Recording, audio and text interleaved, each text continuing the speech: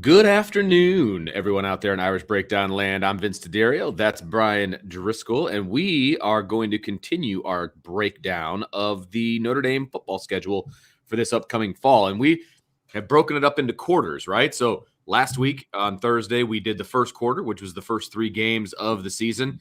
Obviously, that is Ohio State, Marshall, and Cal. Today, we are going to talk Vince about hated all over Marshall the entire time. That's right. Yep. Thunder and Herd, not my favorite. You're just bitter because Kane Madden came from there. I really think that's totally it, too. I really do. I really think that's the problem. And it's really sad that has clouded my vision, but at least I'm big enough of a man to admit it that's the problem. But today we're going to talk about quarter number 2, and that is North Carolina, BYU, and Stanford. So a neutral site game, an away game, and a home game, all in one quarter. So this one is very interesting, Brian, especially I think we can all assume worst case scenario, Notre Dame comes out of the first quarter 2-1. Best case scenario would be 3-0.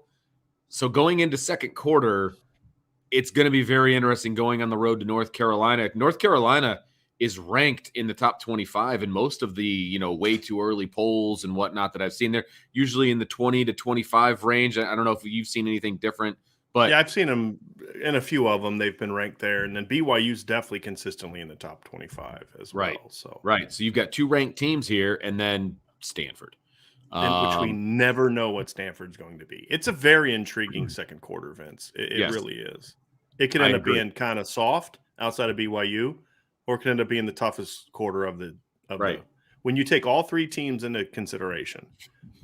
It could be the third quarter. It could be the fourth, quarter as far as ranking them best or worst, or it could be the best because of the potential quality of all three teams. So sure, it's going to be very, very intriguing to see how this goes through. A lot of question marks about quarter 2 for me. I mean, because I just don't know what the offense is going to be like for North Carolina, right? And I don't.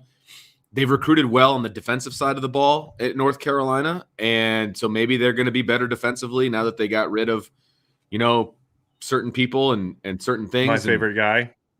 Yeah. So maybe they're going to be better defensively. I don't know, but North Carolina is a huge question mark for me because obviously Sam Howell is going to be tough to replace for them. He was their team offensively. Yeah. So how does that look? What's the defense going to look like? It's just a lot of questions for me.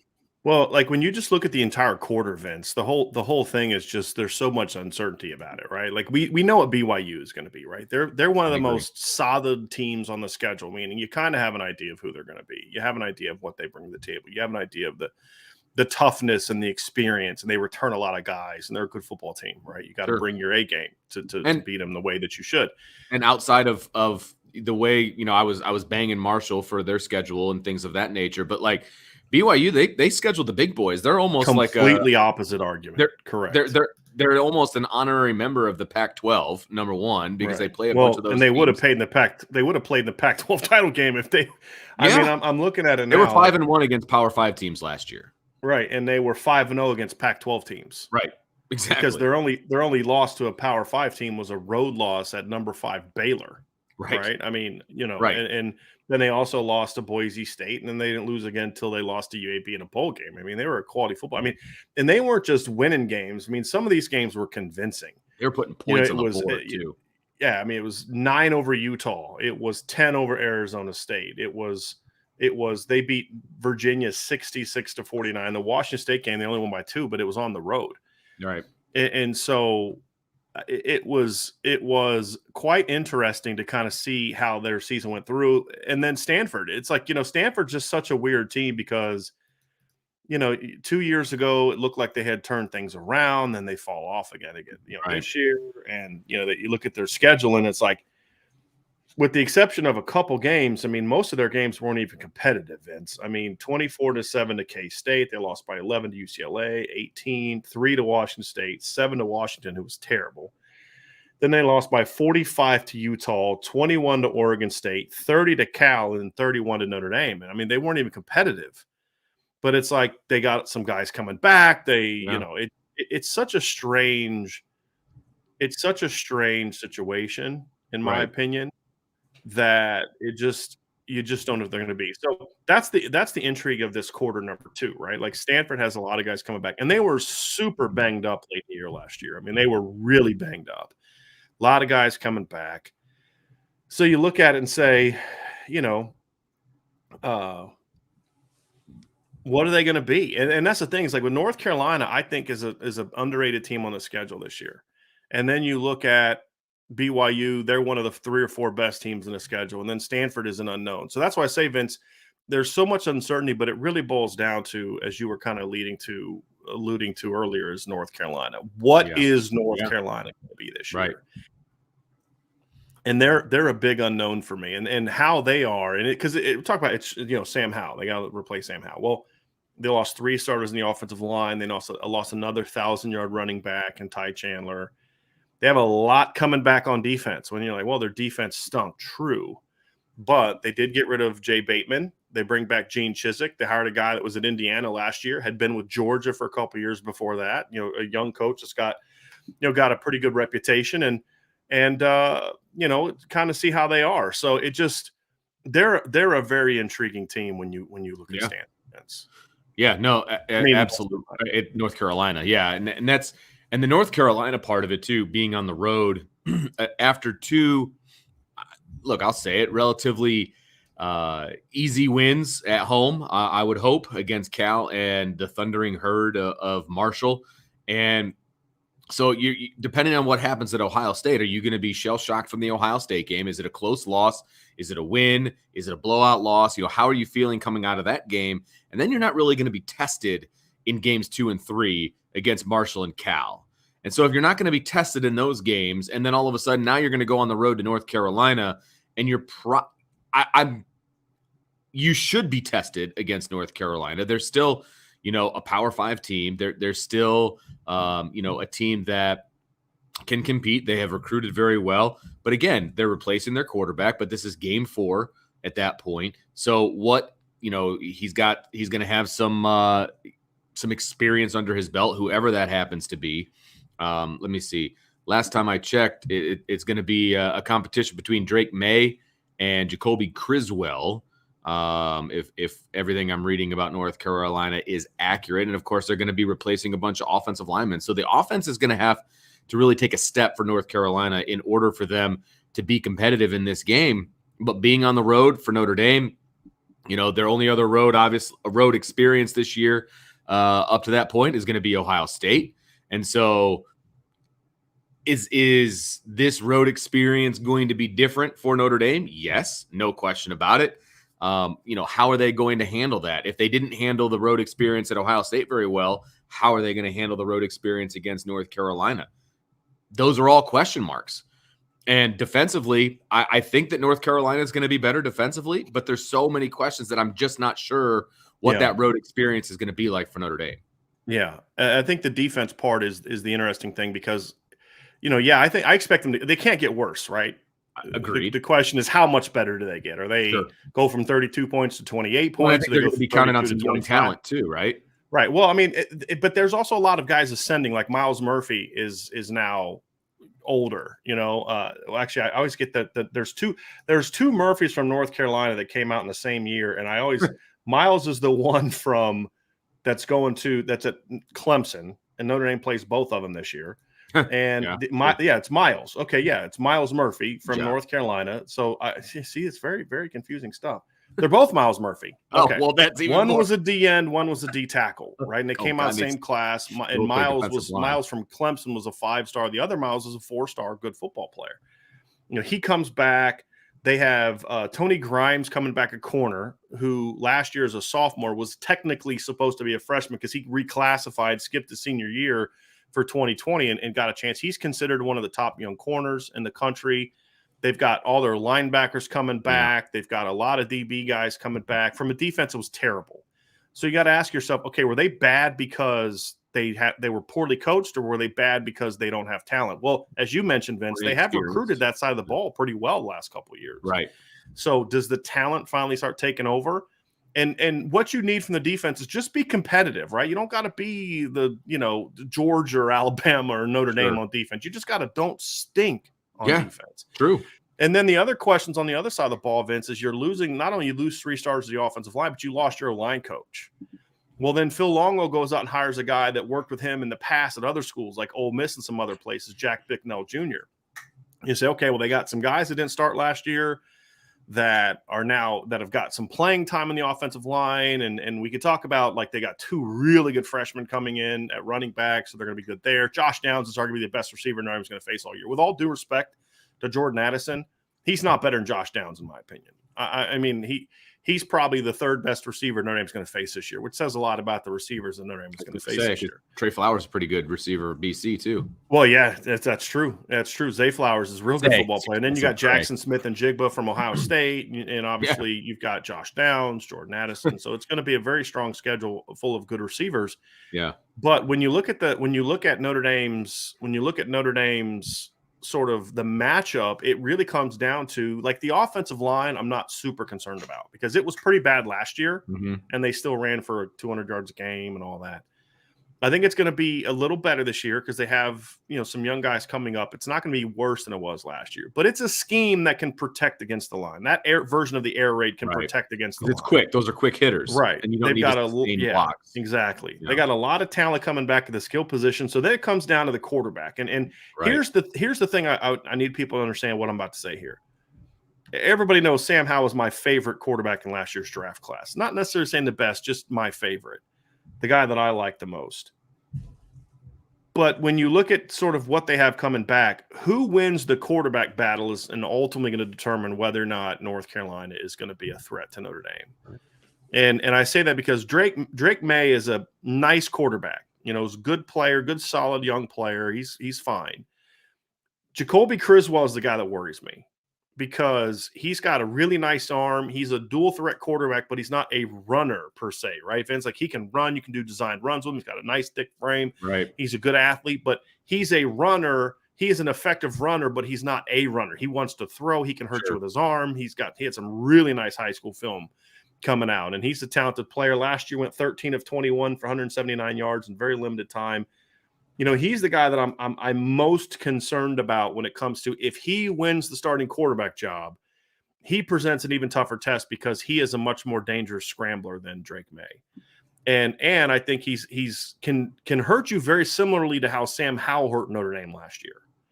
And because look, if Sam Howell didn't run on Notre Dame last year, that game's not even close.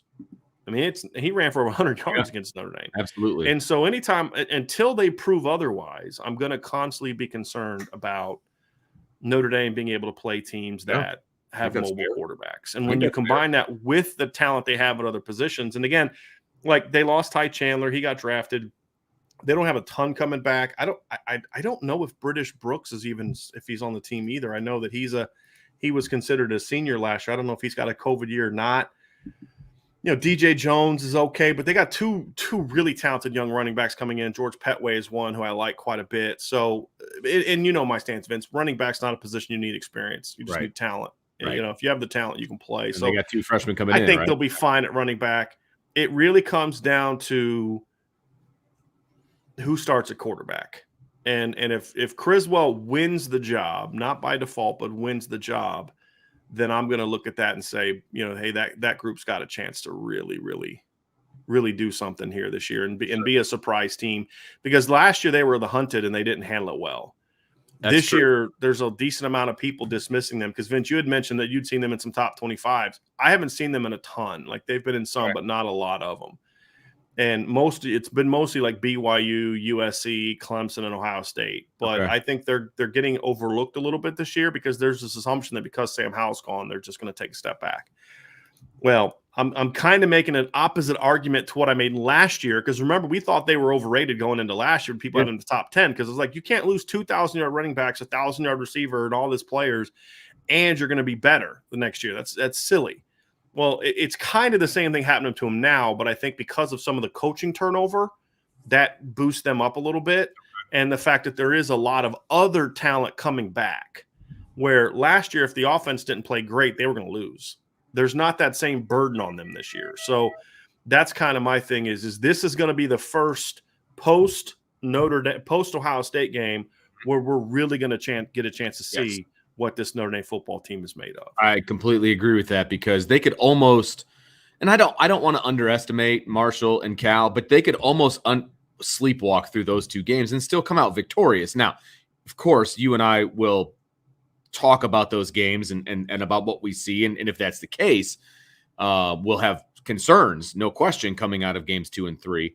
But I don't see much of a way that Notre Dame isn't any worse than 2-1 coming out of the first 3 games. So going into week 4 with North Carolina, we're going to have games to watch of North Carolina. We're going to have an idea of who North Carolina is versus what Notre Dame brings to the table as well. But this is going to be the next big test after Ohio State for Notre Dame, going on the road, a potential top 25 team at that point.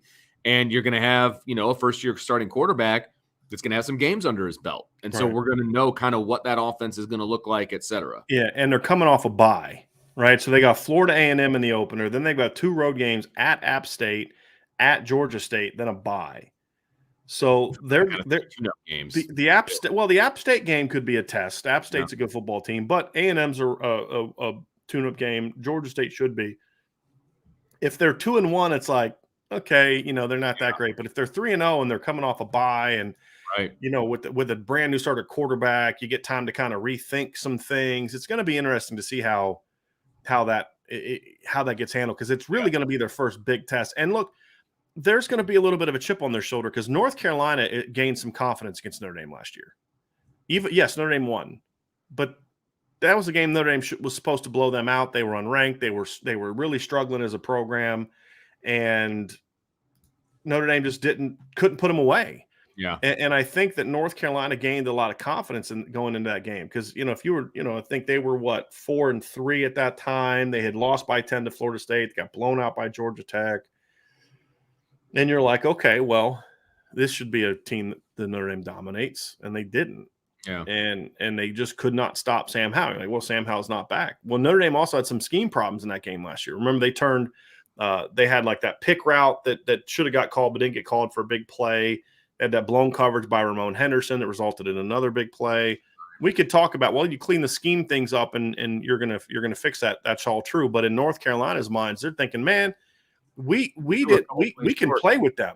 Absolutely. Right? Like if we tackled, but because here's what they're saying to themselves something similar to what we've talked about Notre Dame. Boy, if Notre Dame would have tackled better against this team and that team, it's a different story. Well, if they tackled better, Kyron Williams is brought down for a 3-yard loss at the 3-yard line, not running for a 91-yard touchdown. Exactly. Right? I mean, now that may be true or not true, right? I mean, it could just be that he's a way better player than you. That's how you spin it. That's how they view it in their minds. Absolutely. And so they're going to come into this game with a lot of confidence. They're not going to be intimidated by Notre Dame. Especially if they're 3-0 coming off of a bye. Right. And even if Notre Dame's 3-0, I mean, they're not going to be intimidated by Notre Dame because it's going to be very much, well, no one thinks we're going to win anyway. Right. And this is the kind of game where I feel like North Carolina is dangerous. Now, should Notre Dame beat them? Yes.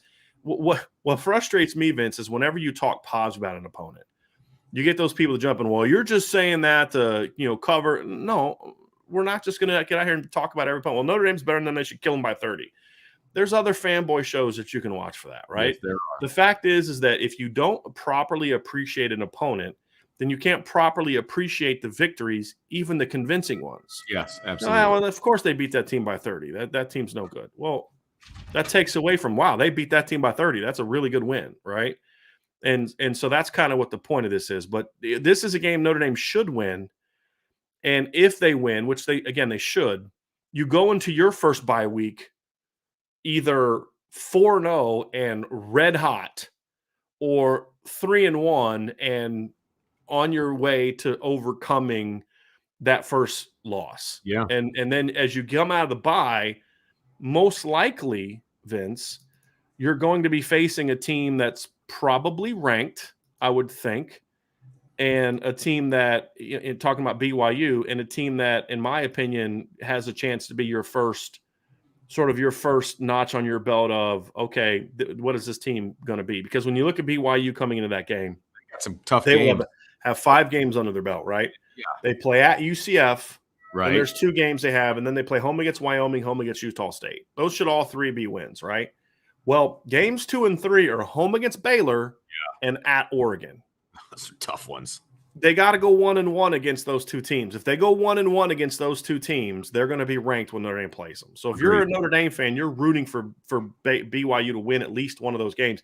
Then after Notre Dame, they host Arkansas. Mm-hmm. So props to Baylor and Arkansas for being willing to play at BYU. Seriously, I'm being serious. Like, there are not a lot of teams from Power 5, especially SEC schools, that will go on the road and play a non-conference. And props to Arkansas for doing that. Props to Baylor for doing that, because BYU is a good football team. So that's a very interesting one, Vince, because this could be your first game that gives you a chance to kind of get that ranked win under your belt if you lose the opener Ohio State. If you win the opener against Ohio State, this is your first chance to kind of solidify, to say, hey, that wasn't a fluke. You can't dismiss it because it was the first game. You can't write all those kind of things off. We are good because look what we just did to BYU on a neutral field that's a lot closer to their home state than it is to ours. Here's how I feel about this kind of 2-game stretch, right? I think there's a really good chance, that North Carolina is undefeated going into the game with Notre Dame, right? And there's a chance that if they're ranked in the preseason and they go 3-0, they're still going to be ranked. And then you get BYU, and you just outlined how they need to be ranked, right? What they need to do with their schedule. Okay, they need to win those 3 games. They need to go 1-1, and I think that they will be ranked as well. I think this, regardless of what happens in game 1 for Notre Dame and Ohio State and all that, right? As long as it's somewhat competitive, right? This is where Notre Dame can start to take off a little bit. Like, I feel like this is a bit of a launching point in games 4 and 5 for Notre Dame, because again, I think they're going to beat. In games 2 and 3, they're going to win those 2 games against Marshall and Cal. This is an opportunity where you get 2 ranked teams, potentially. You get those wins, and they could be convincing wins too, depending on how things go. This could launch Notre Dame into a really good place with the rest of the season, and it's gonna prop them up, okay? Because then you've got Stanford, and we're going to talk about that in a minute. But I still feel like that's going to be a win for Notre Dame too. So like this quarter can almost make or break Notre Dame's season, but I think it has every potential to really launch them into the rest of the season. Right. Because when you look at the rest of Notre Dame's schedule, right, after they play BYU, there's Stanford, which we'll talk about in a minute, UNLV, and Syracuse on the road at the Carrier Dome. And I don't care what they renamed it. I'm not calling it the Jade MA Wireless Dome. It's the Carrier Dome. I didn't even know that. Okay.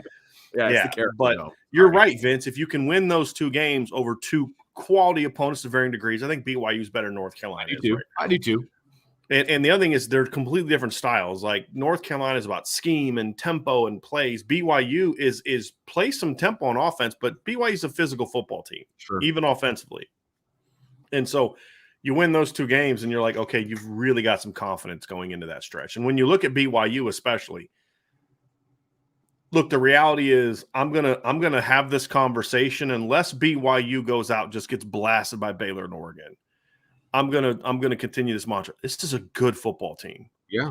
This is a team that went 5-1 against Power 5 opponents last year and brings back almost everybody from that team. Now, they lost their running back, who was really good last year, but I think he was drafted really late in the draft, if he was drafted at all. I'd have to go look at that. But they bring back, it's something silly like 14 of their top 15 tacklers or something like that from last year. It's insane how many kids they have coming back this year, because and their defense was up and down. How about that, right? Gave up 24.8 points a game. Looked good against Utah, looked good against Arizona State, looked good against Washington State, looked bad against Baylor, looks terrible against Virginia, gave up a lot of points to USC, didn't look good against UAB, but then had some other games you're like, wow, this defense, they play good football, right? And so you don't, but you bring everybody back, and they were young last year on defense. For, eligibility wise, they were young last year. I mean, their top 2 tackle for loss guys were both freshmen. Then their 4th and 5th tackle for loss guys were sophomores. You look at tackles, their first 4 leaders and tacklers were a freshman, sophomore, freshman. Now, again, a lot of those guys had COVID years and redshirt years. I don't think they were like true freshmen, but they were still younger, inexperienced guys. and I'm looking like actually I was mistaken on that. I think it's 15 of their first 16 guys come back from last year's team. Let me just look through that. Yeah, they had one guy drafted this year. 15 of their first 16 of their top 16 tacklers from last year are set to return this year. So they're going to come back, and they're going to be a tough, good, quality football team. Now, should Notre Dame beat them? Yes. But is this going to be a much more competitive game potentially than people think? Yeah. It's one of those games that I look at, Vincent, and I say, this is just a get the W game, in my opinion. Okay. Just because it's going to be hard to get your team fired up for BYU. Let's just be honest. I don't care where they're ranked. It's going to be difficult. These players don't understand the history of this matchup, and it's not a long history, but they've played some very competitive games in the past. It's funny you say that because this is not a difficult game for me to get hyped up for, and not because of where you grew up in the era where BYU could go smack some people. Yeah, and look, even what they've done over the last couple of years, they've gotten a lot of press and a lot of airtime about what they've been able to do. Now, I think a lot of the stuff that has been said about them, they're beating down on some teams that, aren't great or whatever. 2 years ago is 100,000% true. Right. Yes. Exactly. But I mean, if you look at again, last year's schedule and then this year's schedule, they're not afraid to be, scheduling certain guys. So I don't think it's going to be that hard for them to get up for this game, especially with the head coach. And I think he knows how to push the right buttons emotionally. At least we think so. But yeah, and it's going to be a Shamrock Series game, and you have all that. I don't know how much of that means to the kids. I don't know. Playing in Vegas is an interesting aspect. Like how fired up are they for that? But here's the other intriguing aspect of this. This is their last year as an independent. Yeah, so they're going to the Big 12 the next year. Oh, I forgot. So there's a lot on the table for BYU for that too. Get yourself some dubs against Power 5 teams in advance of going to the Big 12, because then that help. Like, here's my thing: if you're BYU as head coach, and you don't say this to the players, but this is what you're saying to your coaches. We're going to go to the Big 12, and yeah, we can compete with these teams, but it's one thing to do it, 5-6 times. It's another thing to do it like 9 times, right? And that's the reality when you play in the Big 12 is you play 9 conference games. Now, I assume that's going to be the same when they expand to 14 teams, but when it was 10 teams, you played everybody. So obviously you're not going to play everybody now that they've expanded and added. I think they added Houston, Cincinnati, UCF, and BYU, correct? Sounds right. I remember Cincinnati and BYU for sure. Yeah, I think that's the case. Let me go. That's happening in 23, like that quickly? 23. Wow. Yeah, it's happening in 23. So let me just go make sure I look. Yeah, it's Cincinnati, UCF, BYU, and Houston. BYU and Houston make a ton of sense. I don't think Cincinnati and UCF make a ton of sense. Football, like geographically, but they make sense. Cincinnati's a good program. UCF's a huge market. Yeah, it feels like a lot of the conferences are going away from their geographic footprint these days. Anyway. Agree. I mean, started on the Big Ten. So, and at least they don't have a geographical name. That's the other thing. That's it's like good point. Like the South Conference that's now getting a bunch of teams from the Southwest in their league, whatever. But you look at it, Vince, and it's but if we're joining the Big 12. If we can knock off, I'm looking at it from BYU's point of view. If we play Baylor, Arkansas, Oregon, and Notre Dame.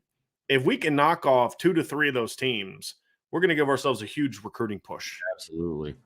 And there's a lot at stake for BYU this year. And you look at their schedule. There's a lot of games where it's like, okay, we talked about Baylor and Oregon. There's Notre Dame. There's Arkansas. They play at Liberty. They play at Boise State. They play at Stanford. So I guess that's 5 Power 5 teams. You've got to go 3-2 against those teams, in my opinion, then beat the other teams you're supposed to beat. But at Liberty won't be a cakewalk even without Malik Willis. At Boise State won't be a cakewalk. I mean, you play East Carolina. So it's going to be interesting, Vince. And this isn't you talk about all the guys coming back. Jaron Hall's a good quarterback. He's got weapons to throw to. They're not real super athletes, but they're great route runners. They have great hands. They compete for the ball. They have a physical offensive line. They got everybody coming back on defense. It's a really interesting situation. There's no doubt about it. Yeah, I'm excited about it. And I think the aspect of playing in that new stadium, I think, is going to be part of it. I think that the excitement level for Notre Dame is going to be big. Somebody said something about the, playing in Vegas and all that. it's not like the guys are going to go out gambling the night before. Right. Like they're going to be in a hotel, they're going to go to the game, and then they're going to leave. It's not like the NFL where they have free time. So Yeah. it doesn't matter that it's in Vegas. The fact that it's at a really nice stadium, in an NFL stadium, now that's, I think, something to look forward to if you're a player. But but the fact that it's, they're not hitting the strip. You know what I mean? I would hope not.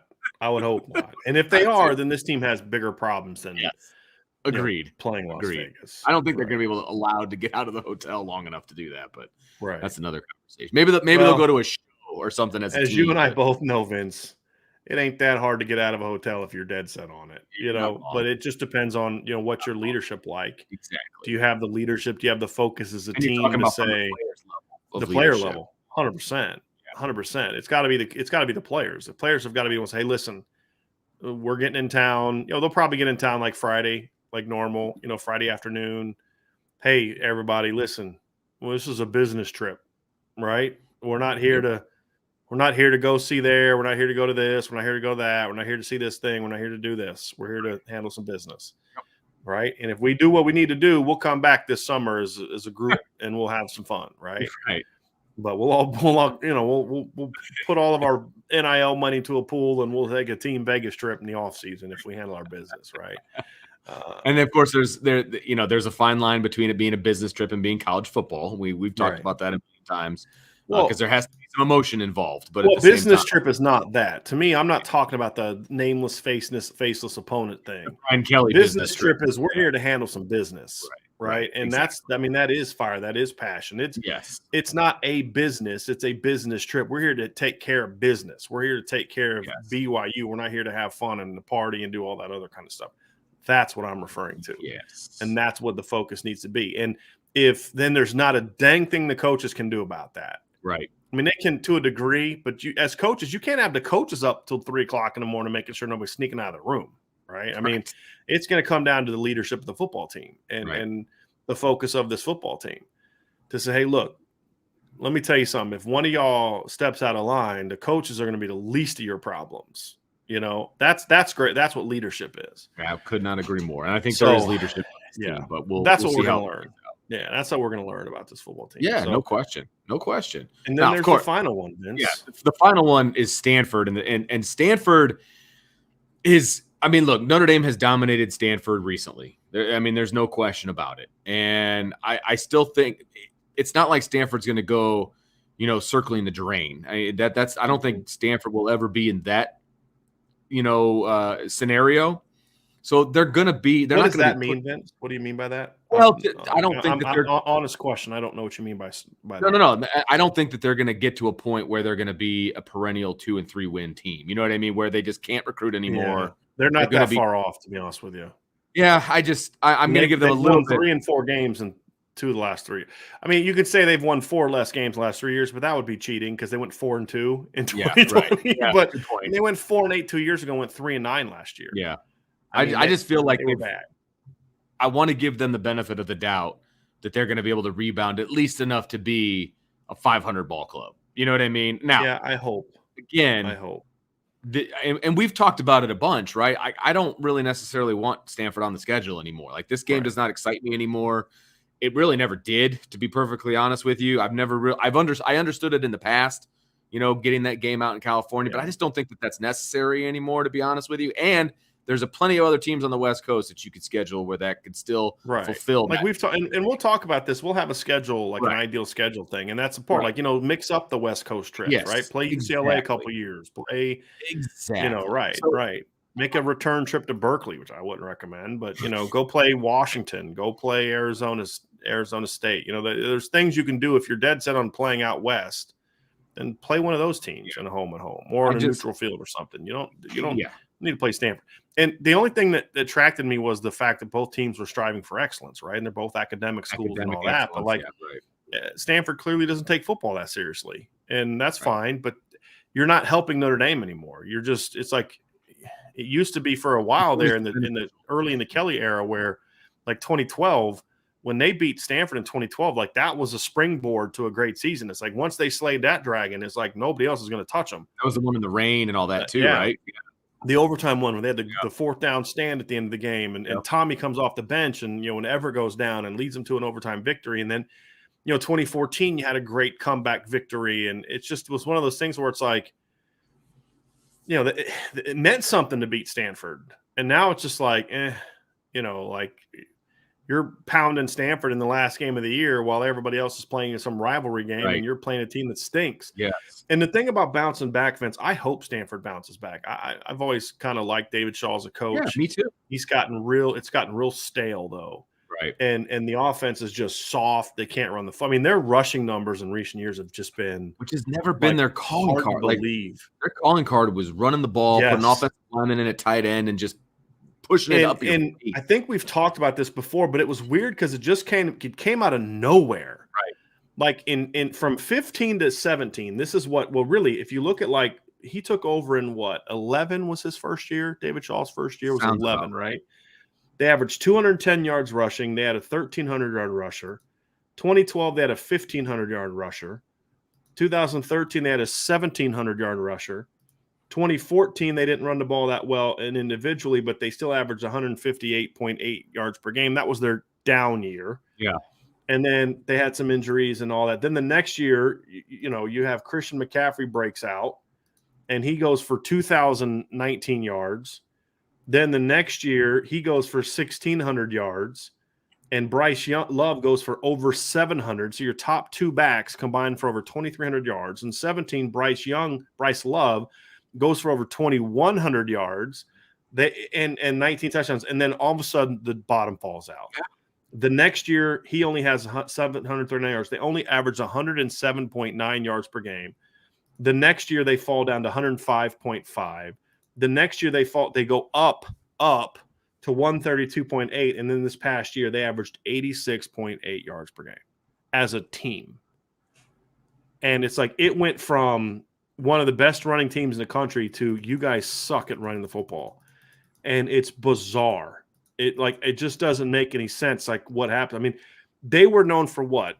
Really physical football and great defense. And last year they were complete opposite of that. They were soft, and their defense was terrible, and he won't do anything about it. That's the confusing thing. Like their defense has been so bad in recent years, and he won't do anything about it. And that's the thing that really blows my mind, Vince, is like it's kind of like, we're getting on Brian Kelly for not firing coaches who were at least doing an okay job, but not a good enough job for Notre Dame.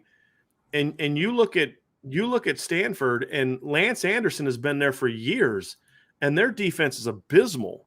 And they gave up 32.4 points per game last year, gave up 31.7 the year before that, gave up 29.8 the year before that. Those numbers make Brian Van Gorder's tenure look good. I'm serious. I know you are. That's what's funny about it. Like, how does he still have a job? Right. If you're serious, the problem. That's the problem. Yeah. David Shaw is just, I don't know if it's like apathy. I don't know if it's like he's got the same stuff on David Shaw that Brian Van Gorder had on Brian Kelly. I'm joking. It doesn't make sense, but it's like you're not serious about being competitive when you're allowing that. Because it's what do we always say, Vince? You either teach it or you allow it, right? Mm-hmm. Like things like that. And for a defensive coordinator to have that little success year after year after year, and you do nothing about it, it's puzzling, to say the least. It's puzzling.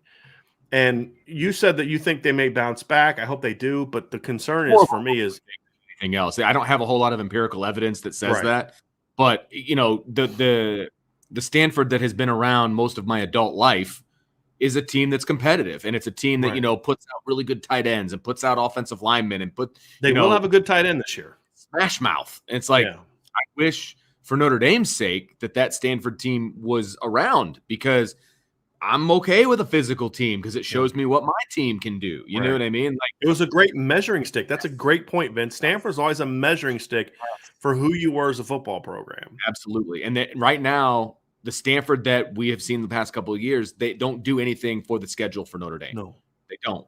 And that's disappointing. If anything, they hurt your schedule because they've been so bad. Absolutely. And, it's like we talked about Nebraska, who was also 3-9 last year. And I've talked about how I really think Nebraska could be pretty good because you look at all their games, their worst loss was by 9 points. I mean, they literally were a play here, a play there away from being an 8-9, maybe even a 10-win football team last year. But when you look at Stanford, Vince, it's like, no, they weren't really in any of those games except for really Washington State. I mean, they lost by Washington by a touchdown, but it's just like all their other games were not only like not competitive, like, you know, that they weren't in a chance to win it late, but they weren't even competitive, Vince. Right. I mean, it was really embarrassing. And I thought I was right on this, but yeah, I was right on this. Stanford scored 13 points in the fourth quarter against Washington in that game where they lost 20-13. I was like, I thought I remember like they were down most of that game. They were down 12-3 going to that game. Competitive is what you're saying. Yeah. Then they took a lead in the fourth quarter, 13-12. And then of course they give up a touchdown drive to Washington at the end to lose it. So, I mean, they had a chance to win it, but they just aren't good. Is this accurate? I want to throw this up there. I mean, not that you have a list in front of you, but like that is crazy to me that would be the case. Yeah. And it's nothing against David Shaw. It's $8.5 million a year is a heck of a lot of money to I'm looking it up now. The leader of a team that you don't have a whole lot of faith in or a whole lot of support on. According to an article out right now, he is the sixth highest paid coach in college football at $8.925 million per year. $9 million. Now he lives in California, so he's only getting like $3 million of that, right? I mean, so I mean, and factors in as well. But no, I mean, it's just one of those things, Vince, where he earned that kind of early in his career, but he hasn't been that guy in a while, right?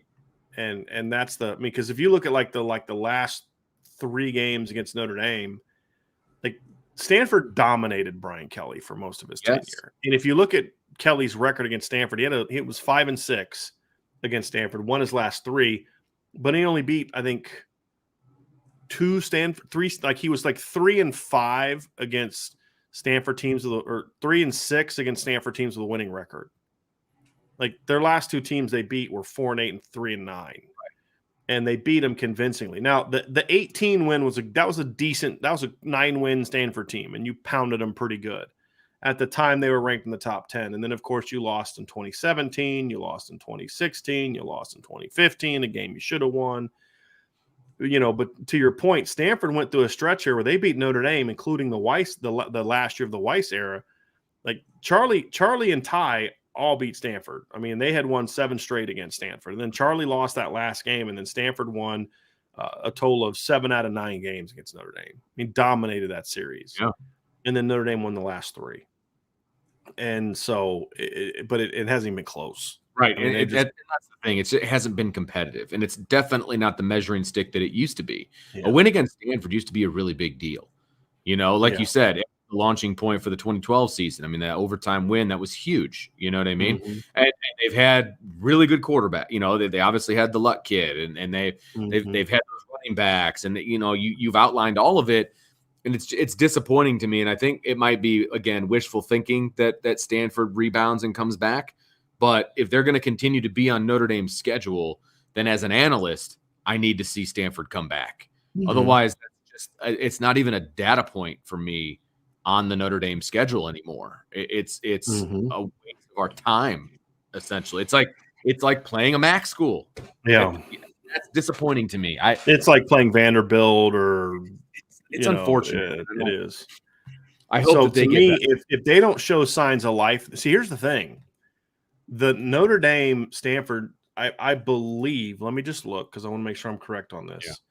This is the last year. 2023 is the last year that they're on the schedule, I believe. Okay, interesting. So, I'm sorry, 2024 is the last year that they're on the schedule. So there's 2 more years of Stanford being on the schedule after this. If you're Jack Swarbrick, you've got to really look seriously about what they do the next 2 years. Because if they don't get better, you cannot extend that series, in my opinion. Rotate that last game, but it's only every other year too, because you're going to keep USC. I would imagine. I don't see that one going anywhere. So you're only talking about the odd years, the 23, 25, 27. You're only looking at the odd years where, okay, if you want to continue to finish in California, if that's a thing that's really important to you, there are a lot of quality teams on the West Coast that you can finish with. Yeah. And I mean, you can even stay in the Pac-12. You can do an Oregon or a UCLA. I mean, there's options on the table if you want to end the season in California. Right. Or the West Coast in general. I mean, because I think there's at least going to be a 2-year hiatus. Because when I look at the 2025 schedule, Notre Dame has Texas A&M, Purdue, Arkansas already, and USC already scheduled on top of, and Navy on top of their 5 opponents that are in the ACC. So you have 2 games left. So you have Texas A&M, Purdue, at Arkansas, home against USC, Navy, then you're at BC, at Miami, at Pitt, and you have home games against NC State and Syracuse. That's a pretty challenging schedule. Do you want to add Stanford onto it if they're good or bad? Or do you want to say, let's go schedule some team, some MAC team? Because they're going to need to schedule that kind of a Marshall, a Western Michigan on that 2020. I didn't hear that kind of a game yet. Right. So, right.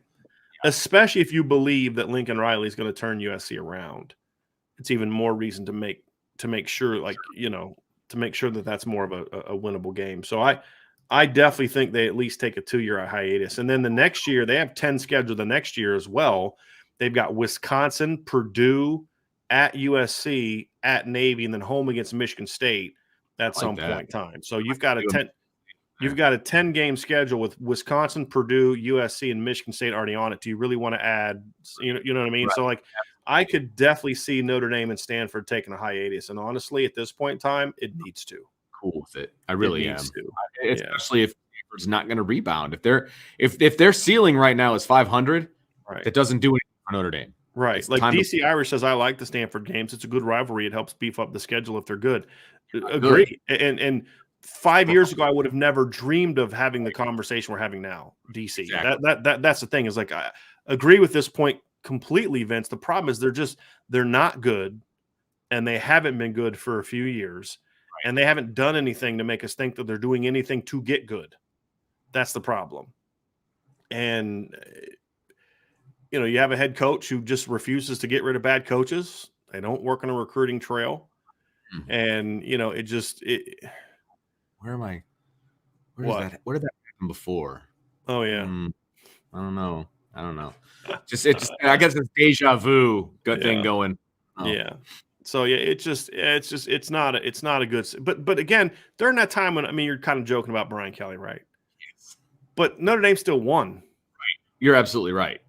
Because they still won, right? And we're ticked about Brian Kelly going 10-3 and 11-2 and 10-2 and stuff like that. Like, they're 3-9 and 4-8. I mean, and when Brian Kelly went 4-8, Notre Dame made big changes. A lot of them weren't up to Brian Kelly. That's the difference. Nailed it. Jack Swarbrick was like, no, this isn't going to continue. Brian Kelly wanted to keep Brian Van Gorder for the remainder of that season. Right. Jack Swarbrick said, no bueno. Right. And that's not happening on a farm. Right. There's no exactly. Jack Swarbrick drove the push to bring in Chip Long and Mike Elko and guys like that. That's not happening at Stanford. Exactly. They're just letting David Shaw do whatever the heck he wants to do, and which is nothing, basically. And it's unfortunate because I think he's a brilliant coach. I think he's had a ton of success there. I just don't know if he's bored or what. My hope is that he gets rejuvenated, because I do think it's good for the Pac-12 when Stanford is good and Stanford plays like they used to play. Because it gives you that physical measuring stick, to your point, Vince, and it gives them another. I think the Pac-12 needs to be better. I think it's good for college football, and the Pac-12 is a good. It doesn't have to be great, but it's a good. It's never in my lifetime been a great conference. I don't remember, there was always at least one good team, potentially great team in there. And there was always kind of like a depth of quality. Mike Bellotti had Oregon as a quality program for a number of years. Even before they became the Oregon of the 2000s, they were a quality program.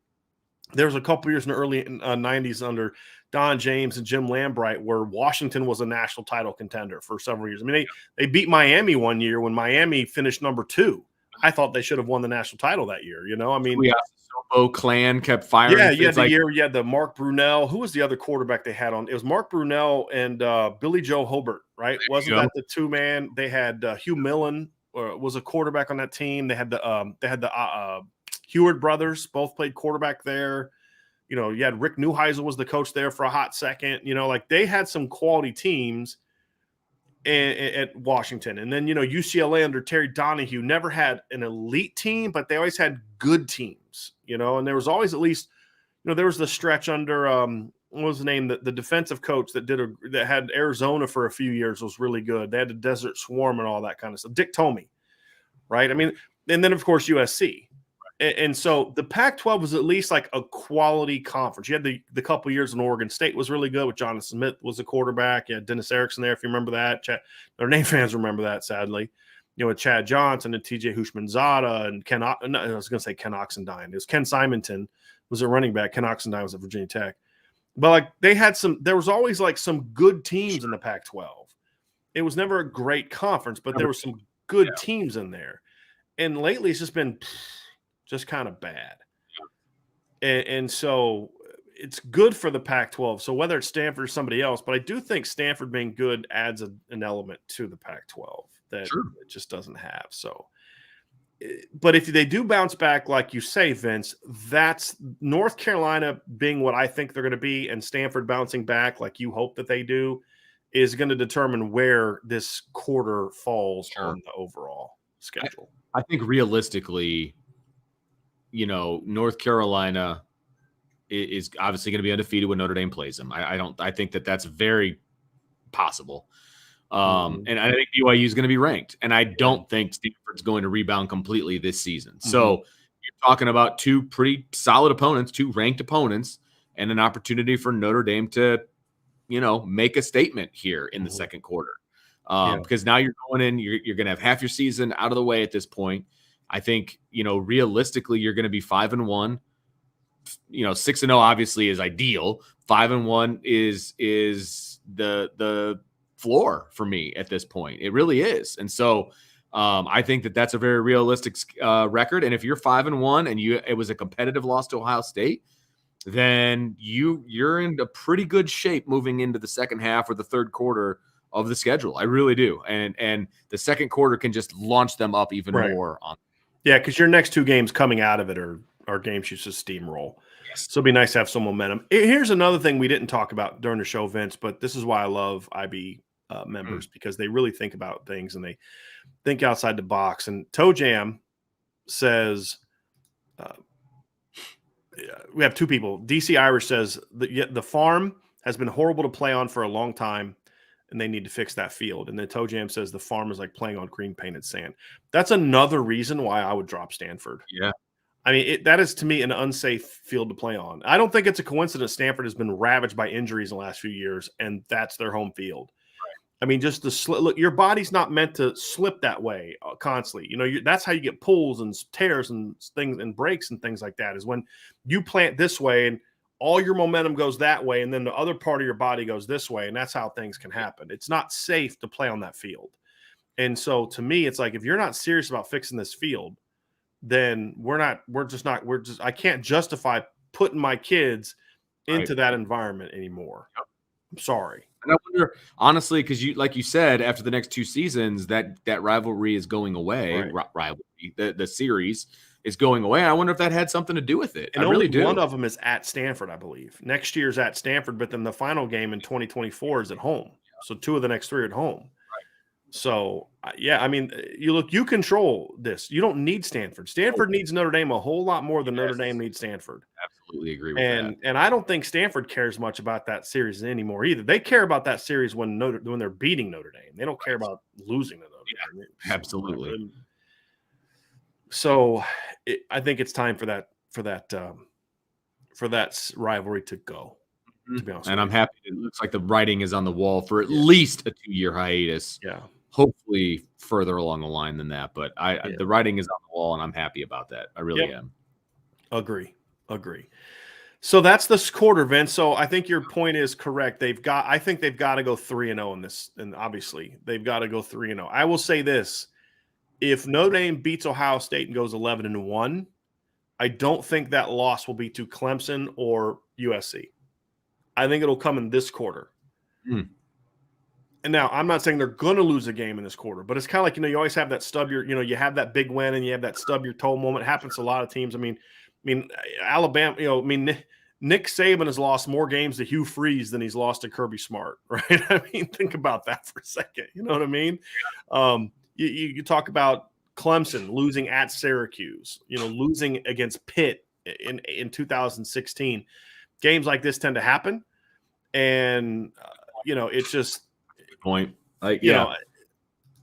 we'll kind of see how it goes, but I think that's the other part of this deal too, Vince, is this schedule is such that I'm not sure if they beat, I wouldn't be surprised, I should say, if they do beat Ohio State and they're going to have a loss. I think it comes from this quarter, which, to my point, is if they beat Ohio State and run the table in this quarter is when I'll start thinking this team can run the table.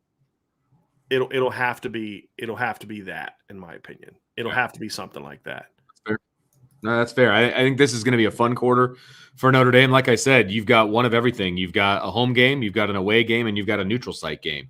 And so you're going to get a good idea. Because, again, when this quarter's over, you're halfway through the season. So we're going to have a really good idea who this Notre Dame team is in a lot of ways. And we can go down the list of the ways that, questions we're going to get answered at this point.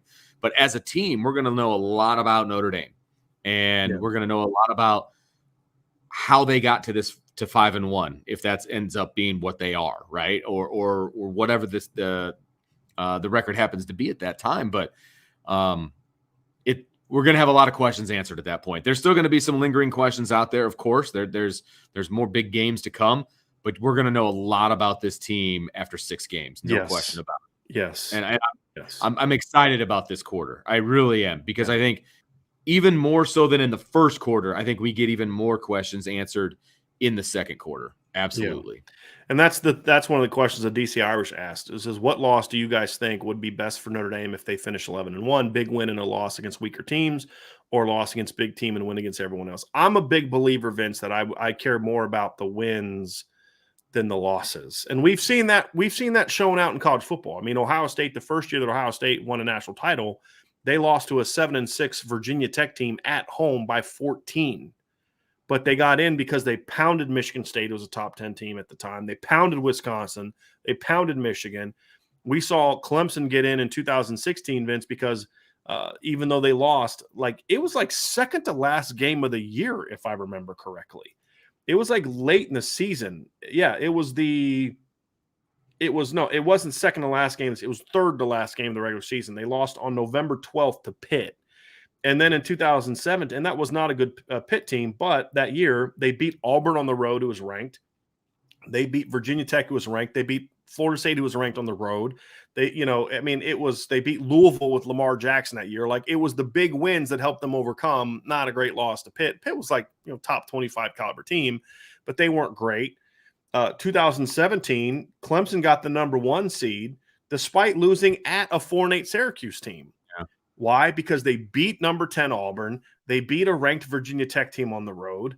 They beat a ranked NC State team on the road in 2017. So I've always believed that you get in because of who you beat, not because you were really good against that one team that beat you. Right. That's justification. If your playoff resume is around how well you lost, that's not a playoff resume. It's got to be built around the teams you beat. So to the point of the question, I would rather they not lose any games. But if you could tell me, do you want Notre Dame to go 11-1 with wins over Ohio State, Clemson, and USC, but a loss somewhere in quarter 2? I would say I'd take that. The only not great loss I'd have a problem with is if that team, if you're going to tell me it was going to be BC, that would not be good, because I don't know if Notre Dame without a conference championship can sustain a late season loss and jump back in, unless they were undefeated and now they've joined the ranks of the 1-loss teams.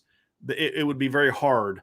Now, the thing that could help them is if USC is good, then you jump up and you beat them and then you jump back into the top 4. But if they're going to lose to a not great team, I would want it to be in this quarter. Yeah, before the halfway mark, because you've got plenty of time to not erase it, but answer it. Well, and to your point, you've got a lot of get right games on your schedule. Like, let's say they lost to North Carolina or BYU, they would not be ideal losses. But if you lost to North Carolina, you'd have a bye week and then BYU and then a bunch of get right games.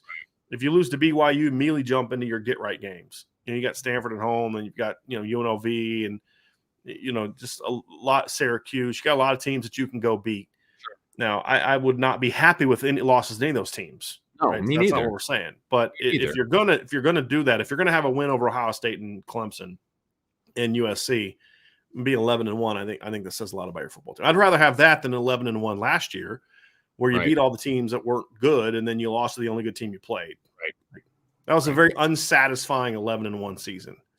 It was. We're going to be honest. I agree. Because you're like, what are you hanging your hat on about next year? And that's why I wasn't even upset that they didn't make it into the playoff, because they didn't deserve it. I thought they would have deserved it if Bama lost. Well, I would have thought that. Everything shook out. Right. It didn't bother me because once Bama, now we could have argued,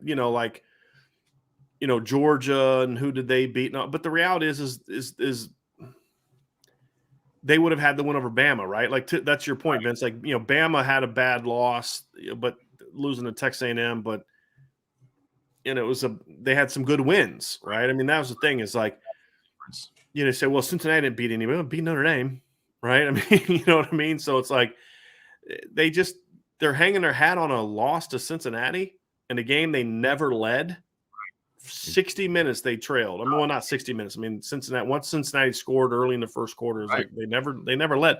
They never tied it. The only tie of that game was 0-0. So to your point, yes, I want to build season like 2015. That's what still leaves a bitter taste in my mouth. Notre Dame didn't beat anybody. That was a great Notre Dame team from a talent standpoint. Sure. They beat nobody. Their only ranked win that year was over Navy. Their second best win that year was over Temple, because they lost to every other ranked team they played. And again, it was a coaching issue. But yes, I would always want to lose to a team that, in my opinion, was not as good, and then beat the great teams. Give me a win over Ohio State and a win over Clemson, but an upset late September loss to North Carolina, or early October loss to BYU. And I can handle that. Now, what I'd much rather prefer is 12-0. Absolutely. And we're halfway through, Vince. We're halfway through. I think we could say at this point in time, at worst, you're expecting 5-1, right? I mean, absolutely. That's where I'm at the moment. I mean, again, it's May, but yes, everything that I know so far up to this point, I fully anticipate nothing worse than 5-1 at this point in our prediction, game that we're playing. Yep. So Thursday we'll be back with quarter number 3, which is going to be an interesting quarter to talk about, because the first 2 games of that quarter are joke, and then it ends with Clemson, the Tigers. Yes, a home game, luckily, with Clemson, where we did have one question that I did want to address about what we're talking about before we go out of here, Vince. Kevin Marzalek says, where do you need to be ranked, ranking wise at the midpoint to feel comfortable? So I imagine feeling comfortable means like a playoff berth. Right. To me, as long as you're, I mean, really, honestly, with Clemson and USC still on the schedule, and potentially, I think BC is going to be better than people think. I think they got a shot to be ranked when they come to Notre Dame Stadium.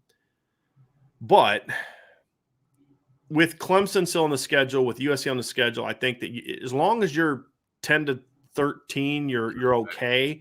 But if you're 10 or higher coming out of this midway point, you're fine. Right. I mean, because where was Notre Dame last year after they lost to Cincinnati? I'm going to look that up real quick before we get out of here, Vince. I know you. Yeah, my first inclination was being in top 10. You're in great shape at 5-1, but I think you could even be a little bit lower. And I was thinking top 15, but I think that might be a little bit too. Notre Dame fell to 14 last year after losing to Cincinnati, and their way back up to 5. 5 without any good wins. Right? Like no good wins. Got good wins coming in the second half. Got at least one coming in the second half. So, yeah. So, I think 13. The closer to 10, the better.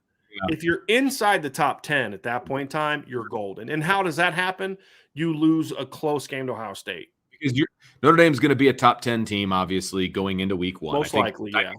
Worse, fair. like 8th or 9th at worst in the polls. And if you keep it close, you're not going to drop that far. Yeah, as And long then as it's as long as it's a 4-quarter game, and then you go out and handle your business the next 5 games. Yes, and that's the key. Yeah. So if you drop to the 14, 15 in that neighborhood, you've got 5 games. Surprise me if it's a close 4-quarter game. That would surprise me. I agree. But you've got 5 games to start inching your way back up, and you know people ahead of you are going to fall because that's just reality. And so you're going to have a really good opportunity if you lose that first game to be in the top 10 by the time you roll into the second half. I really do believe that. I agree. All right, that's going to do. We're not going to have a Q&A for today's show. We've got some things going on. So, Vince, why don't you take us out here, buddy? Absolutely. So thank you, everybody, for joining us on our second quarter breakdown. Really appreciate it. We will be back. We'll be back tomorrow, but we'll be back Thursday for the third quarter breakdown of the season. And then, of course, our Friday free-for-all mailbag. So make sure you hit that like button. Make sure you subscribe so you always know when we're coming on. You never know when somebody might commit, but you're not going to know the show's happening unless you hit that subscribe or that little bell right there. I got a feeling there will be a day this week where we'll have 2 shows. I'm just saying. It won't be tomorrow. But make sure you share with all your friends and family. Really appreciate you guys tuning in and listening on the podcast or wherever you get your Irish Breakdown info. And also, make sure you hit that irishbreakdown.com because there's always good stuff over there as well. Breaking news on the staff and all that fun stuff is over there. So, for Brian, I'm Vince, and we will talk to you next time on the Irish Breakdown Podcast.